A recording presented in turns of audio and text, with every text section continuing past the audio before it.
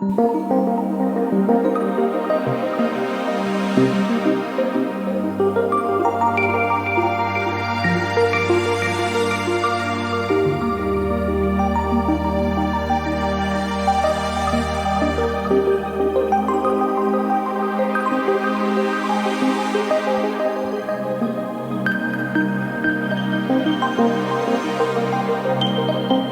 peeps. So I just wanted to do a quick video showing you guys how I use my GMaudio note probability and chords devices. So I've spent a lot of today playing around with this and I'll do a little performance for you shortly. But first off, I just want to show a bit of a simpler example of how I use these devices. So here I have a track that I've prepared that I'm just going to switch a couple things off and just show you what's happening first. So basically I have an instrument rack, but I just want to focus on this first chain. And what I have is an arpeggiator and then just a scale effect and also a velocity MIDI effect. This is mainly just to make this sound a little bit more playable using my push, because the sensitivity can be a little bit funny sometimes when I'm just reaching over how I am now. So to give you an idea of what this sounds like first, I'll just play a single note.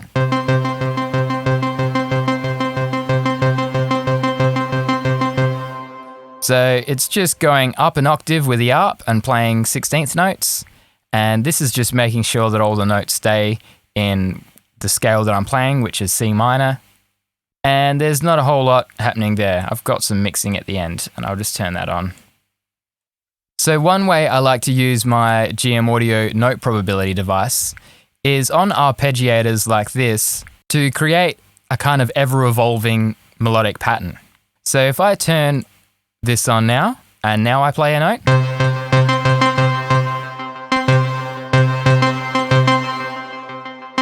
so we're kind of using randomization to create this kind of groove and a kind of ever-changing pattern that doesn't repeat all that often. So this is basically just setting the amount of notes that will pass through the device. It'll randomly choose whether or not a MIDI note is passed through. So if I set this to 100%, we'll just have the arp that we had earlier. And at 50%,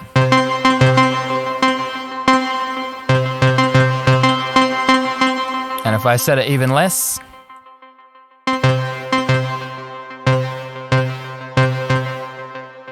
it's less likely that a note will pass through and play the instrument. So what we can do from here is use my GMaudio chords device. This generates a 4-voice chord from a single note. So if I just turn this stuff off for a moment so you can hear.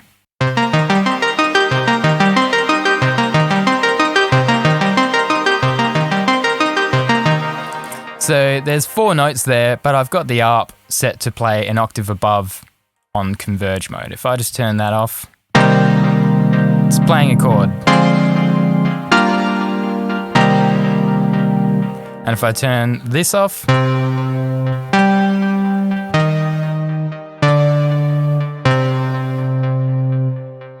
so what I like to do is use this randomize voicing feature on the GMaudio chords. And basically this chooses a random chord voicing. So basically different octave shifts on particular voices of the chord, giving them a different feel. So I'm just going to turn the randomize button on. And now if I play this, I'll just play the same note over and over.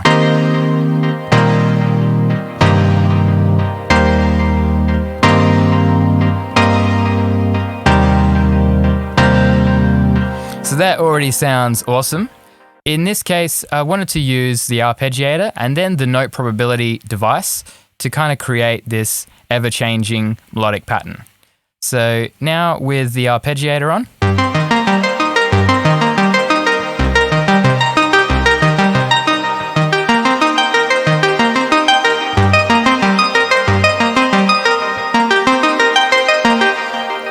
sounds pretty good, but I'll just turn this back on and set this to 50%.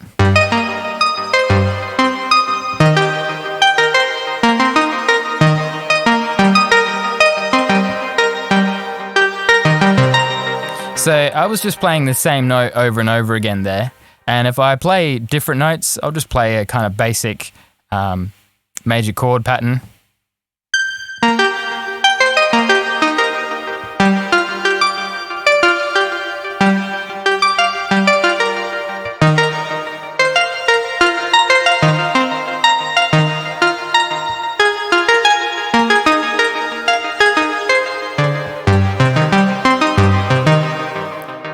So that's kind of cool, but then we lose a little bit of the groove, so I just wanted to add another synth that was playing the root note of this particular chord. And that'll just kind of tone down the randomization a little bit and make the instrument a little bit more playable. So I've just got a macro here that when I turn this down, it's turning the root note off of the chord device and then turning on this instrument, which is just a nice big bass.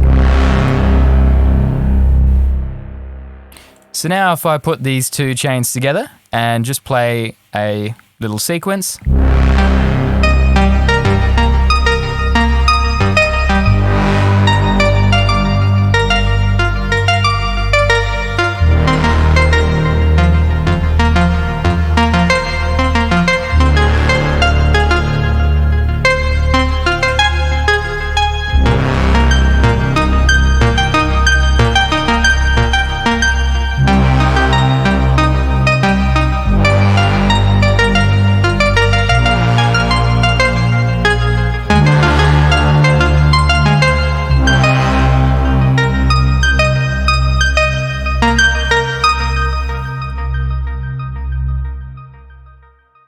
So that's pretty cool. That's just one example of how I like to use it. So basically a combination of my chords device sending note information to an arpeggiator, which is playing them as a sequence, and then using the note probability device to kind of randomize that sequence so that it's always changing.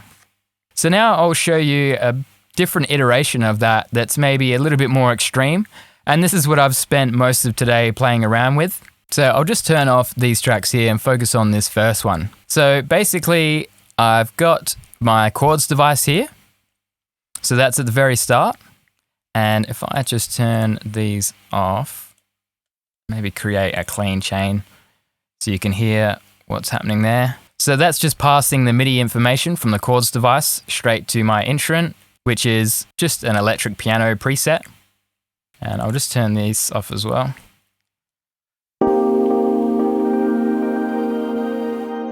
Now I have some effects on there, and I'll go through those a bit later.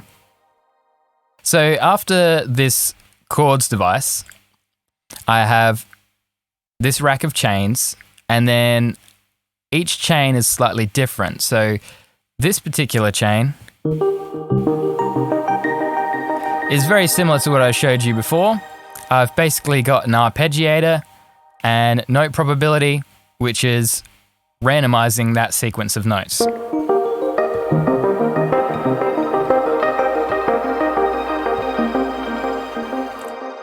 Then this next chain is very similar, but without the arpeggiator. So because this device works polyphonically, sometimes it'll play the full 4-note chord, and other times it'll just play 1, 2, or 3 of those notes. And I've got the probability set to about 50%.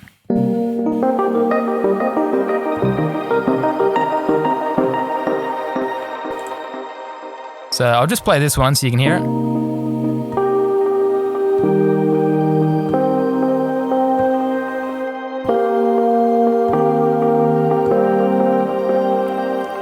So it's basically randomly picking a few of these notes to pass through to the instrument. And then this last chain that I have, I've just pitched up all the incoming MIDI notes by an octave, so it's playing a bit higher.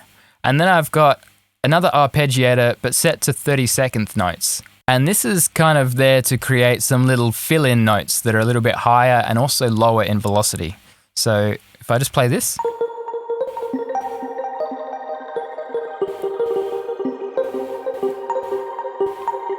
So just some little extra notes in there. And then if I play all of those together,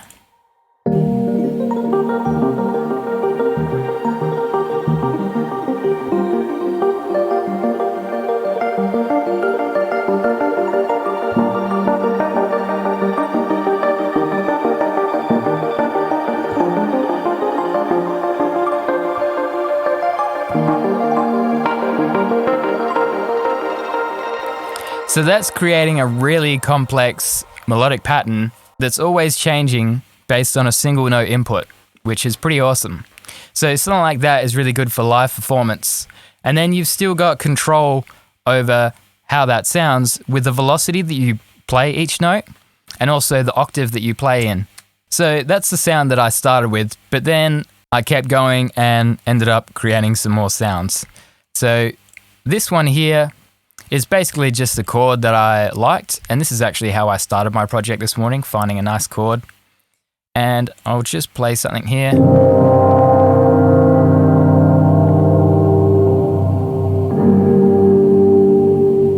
So I've got a MIDI piano preset with this chord that I like, and I've just randomized the parameters on this reverb and have a bit of compression and saturation for mixing purposes. So it's just a real nice warm tone, and I'll perform with this a little bit later. Now this other sound is just a real basic sound that I made using Wavetable, and that's using my GMaudio chords device at the very start. And if I just play this sound,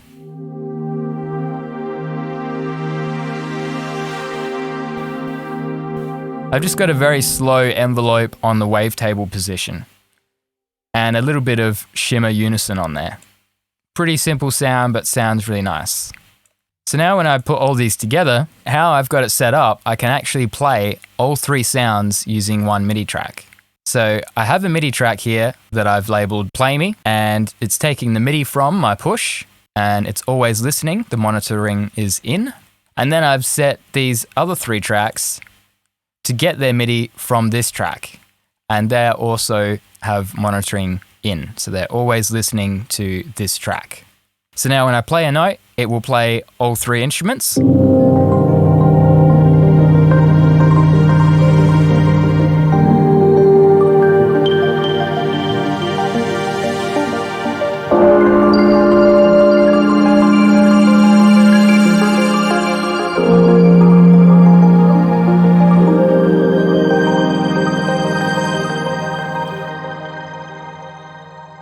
Pretty cool. So I'm just playing a single note, and then this instrument is playing a 4-voice chord. This one is playing the chord that I selected using just a native chord MIDI effect. And then this is using my MIDI effect chain to create that ever-evolving MIDI pattern. So one single note triggers all these sounds. And that's something that I like to do quite often because you get a lot of happy accidents and it's really good for performance. You can be doing something quite complex from a very simple input.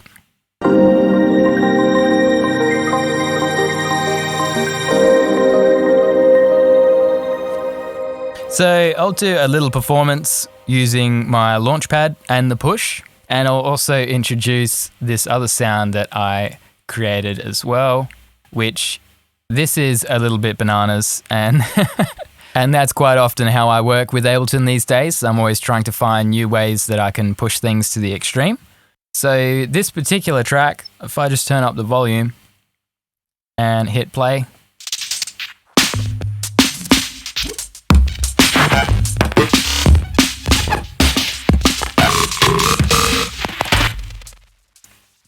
so what I'm doing here is I have a note probability on each of these drum pads, and I also have a random note on each of these drum pads, and they're kind of just vanilla sounds that I've made using this instrument rack, which will also be up for free on my Gumroad, but it's basically using an operator and an analog and 4 macros to create a range of drum sounds inspired by a Korg Electribe drum machine. So they're pretty basic sounds, but I have used a lot of Max for Live effects and audio effects to really randomize the sound a bit. So I'll just turn some of this stuff off, so you can hear just this basic drum pattern. So this is what I started with. And then I can use this note probability macro that I've set to increase the amount of notes that are being played back by the drum rack.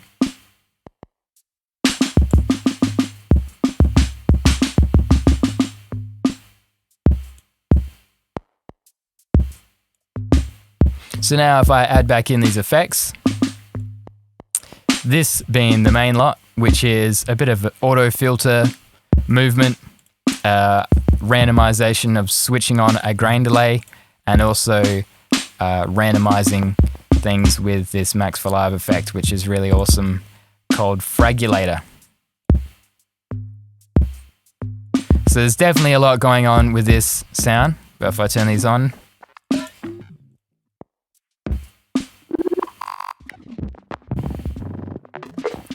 and then I turn these bits on, so I've just got a bit of OTT just on 50%, not doing too much.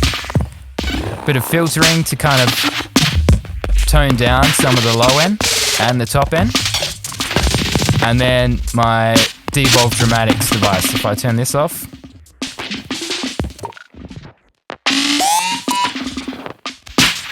It's giving it a lot of punch and crunch. And I've got my dynamic EQ on here as well. And that's just for a bit of mixing. So I'm doing dynamic EQ at around 600 Hertz to make room for these very pretty synth sounds. And a bit more dynamic EQ at around 5K because it gets a little bit hairy at times with all the effects that I've got going on. And sometimes too much in that area was just sounding a little bit over the top. So the good thing about dynamic EQ is that it'll only work when it has to. So I've got the threshold set to about -25 here, and they're being triggered only every so often.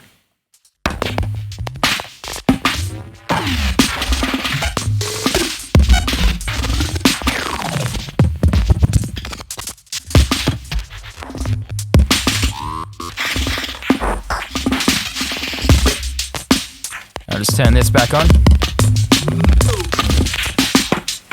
So that's my random glitchy drums. And now I'll put all of this together into some sort of performance. So we'll see how this goes.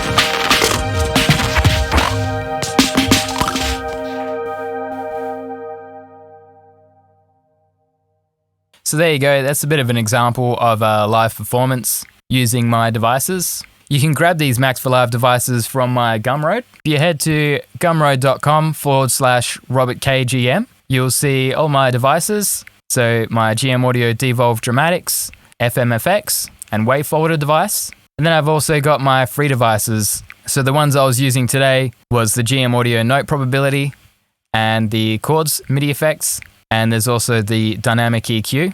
Now I wanted to mention I added this one recently, and it's basically a collection of presets that I've put together, and I plan on building this collection over time. So for now, it just includes some really good starting points for when you're creating your track. So default presets, or a few examples of different ways you could use the compressor.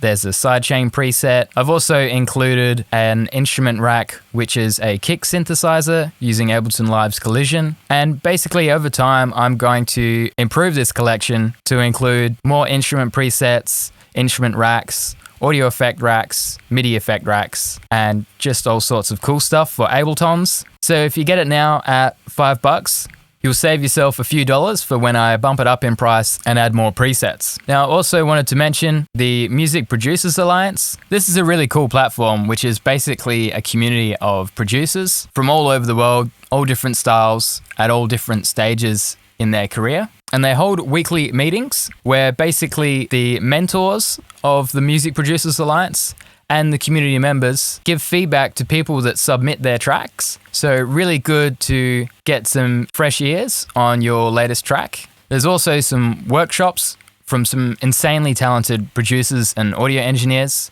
talking about how you can get started in the music industry. There's a lot of great content here already, and there's new stuff being regularly added. So as well as these workshops and the producer roundtable, you can also book a one-on-one session with mentors.